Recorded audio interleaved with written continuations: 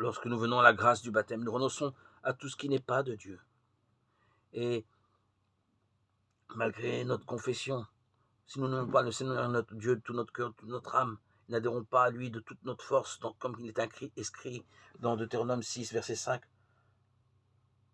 nous ne pouvons être la part du Seigneur. Deutéronome 32, 9. Nous sommes comme placés à une sorte de frontière, subissant l'hostilité de ceux que nous fuyons, sans rendre propice le Seigneur près de qui nous cherchons refuge. Lui que nous n'aimons pas d'un cœur entier et pur. Aussi, le prophète pleure-t-il sur nous, qu'il voit flotter dans une telle inconstance. Malheur aux esprits doubles, dit-il. Et encore, jusqu'à quand clocherez-vous des deux genoux? 1 Romains 18, 21. Notre maison ne doit pas seulement être la maison, mais le temple où Dieu habite.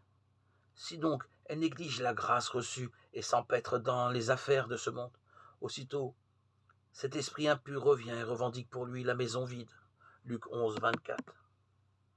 Car moi je suis le Seigneur ton Dieu, un Dieu jaloux. Exode 25. Vois la bonté de Dieu pour nous instruire et nous rendre parfaits. Il ne refuse pas la faiblesse des passions humaines.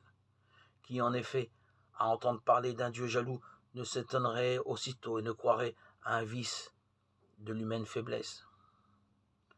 Mais c'est pour nous que Dieu fait et souffre tout.